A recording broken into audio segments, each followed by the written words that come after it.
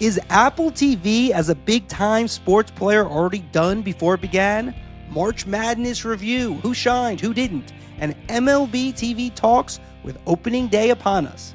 Hey, Charles Barkley, will Meterparel and I have all the answers? Well, I think that's a good question.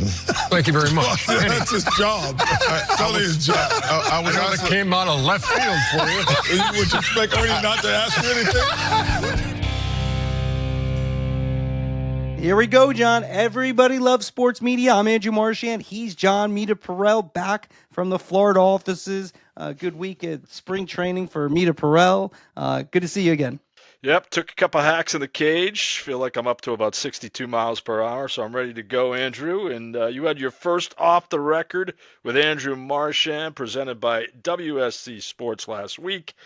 Pigs in a blanket, Bay Breezes. It went well. What was your biggest takeaway from the event with Jimmy Pitaro? What did he say that caught your eye? Well, WSC did do a great job. Really good food. Really good. You can have a drink there. So it was really successful. WSC, especially, and Jimmy Pitaro, Josh Krulowitz setting it up. Here's a big takeaway. Now, there was a lot of stuff because we asked all the questions about baseball, about football, about all the things. But one thing that stood out that I don't think got a lot of publicity was the idea of what they're doing direct to consumer in the fall with their app approach. I think people just look at it.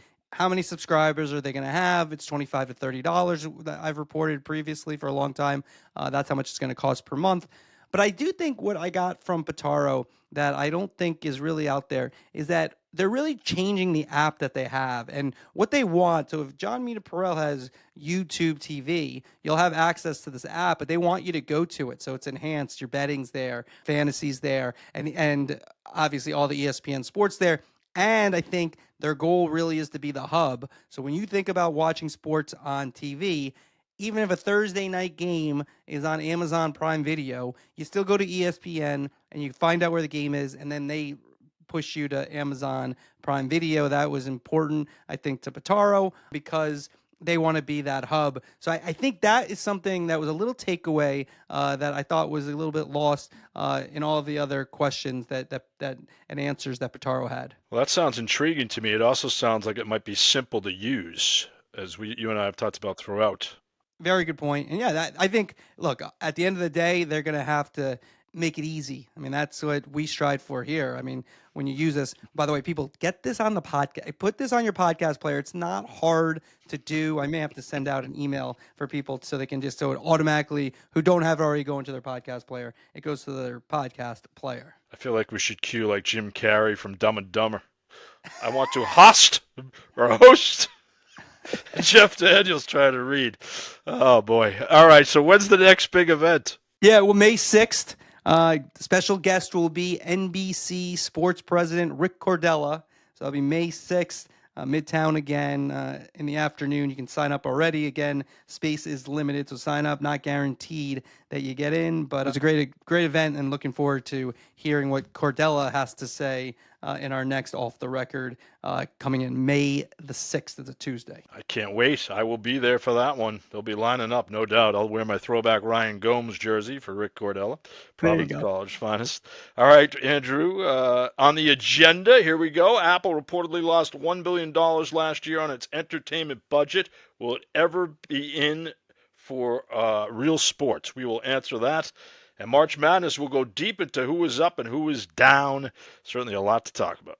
Definitely. Opening day is here. The success and failure in Japan. A lot of success for MLB in terms of how they monetized it. I have some thoughts on Fox not having their announcers there. The possible reason Rob Manfred said what he said about ESPN's shrinking platform after the opt-out. Joe Buck on opening day on ESPN. It's going to be great to have him back in the booth. We'll chime in. And, of course, your questions, UFC, Marquee, Yankees, and spring training. All right, the aforementioned WSC Sports, as always, they sponsor the podcast. Jimmy Pitaro had really nice things, unsolicited, to say about WSC Sports during the Off the Record event at their headquarters. Sports media execs know fans always expect more, and you know that the biggest names in sports turn to WSC Sports to meet these expectations. Team, league, network, you should talk to WSC. Now the company that pioneered AI-powered automated highlights has raised the bar again. Asset management capabilities have been added into the platform out of the box for no extra cost for all clients, old and new. No longer do you need to juggle or pay for multiple tools to complete your content workflows. It all happens in one place. Go to WSC Sports. It's in the show notes. Click the link, yellow demo, and then tell them Marchand sent you. Again, we are twice a week podcast, Tuesdays and Thursdays. To hear every podcast, subscribe at andrewmarchand.com, andrewmarchand.com. All right, Marchand, what's up in your world? John, my what's up is CBS's sideline reporter extraordinaire, Evan Washburn. During the first half of the St. John's, Arkansas game, Rick Pitino answered the first question from Washburn. He wanted to follow up. Pitino did not want to give it. Here's the 48-second clip. Coach, when you look at how this game has started, what are your priorities to the guys in the next 4 minutes here? Well, the shot blockers are pretty damn strong at the rim. We can't take it all the way. We got to come up and pull up and take a mid-range shot or pass the ball. We're taking it right into the shot blockers. Does your philosophy change at all with Kadari with the 2 fouls? I told him, I said, the first foul was the one that hurt us because you just reached in. It's got to be body to body. Excellent. Well, Evan was trying to find out if Kadari Richmond's coming back in the game. But the other thing is the shot blockers. Understand this. St. John's, the only shot blocking team in the Big East really is Creighton with Ryan Kalkbrenner. So what they're seeing tonight at the rim, St. John's, is a whole different ball game. Good box out by Evan for the second question. Yeah, that was good. No foul called. Andrew Catalan was exactly right. Good box out by Evan Washburn, and he gets the coveted what's up. What do you got, John? All right, my what's up is Steve Lapis, CBS college basketball analyst, who I feel like is consistently really good. He worked with Andrew Catalan in Providence. He follows the 3 S's: speculate, summarize, and simplify. Those are all words that analysts should live by. He tells me what may happen, he tells me why it happened, and then he gives me a tidy summary of everything. And he works very well with Andrew Catalan. They have good chemistry. I love the fact that he's not afraid to speak his mind. He ripped Rick Pitino for not playing R.J. Lewis, his best player in the final 5 minutes. So Steve Lapis, underrated on CBS broadcasts. Yeah, I think they made the right decision with Lapis over Spanarkel a couple years ago or I guess last year when Ian Eagle got moved up. All right, my what's down is Fox not sending their announcers to Japan for opening day. A couple weeks ago, you got Rob Manfred ripping on ESPN, saying for their lack of commitment to baseball. Jason Spinetti, Adam Amin, AJ Pierzynski, they're not in Japan for the opener. I get it. There's a lot of moving parts. Those guys have other jobs as well that they do, so that makes it difficult. But it's opening day. It's the first game of the year. It's Dodgers-Cubs. You need to be there. The year prior, ESPN actually was there for those games, those overseas games. And so, to me, that's a bad job by Fox Sports, bad job by MLB. You need your announcers at opening day. This isn't an exhibition. This is opening day. And I get it. Your audience isn't going to be as big in the United States because of the early time slot. But Fox Sports got to send the announcers to be live to do the first game of the season for Major League Baseball. My what's down is Rick Pitino, not for the box out situation with Evan Washburn, but for this deal with Roger Rubin, a venerable college basketball reporter from Newsday. You had RJ on the bench, for a pretty long stretch at the end. Was that just because he just wasn't making them, or was there something more to it? Played 30 minutes. It's a long time. So he was tired? No, played 30 minutes and I went with other people. Perfectly viable question by Roger Rubin, doing his job. That's your main storyline. That's your main takeaway. What happened with R.J. Lewis? Why'd you bench him in the final 5 minutes? He's St. John's linchpin player.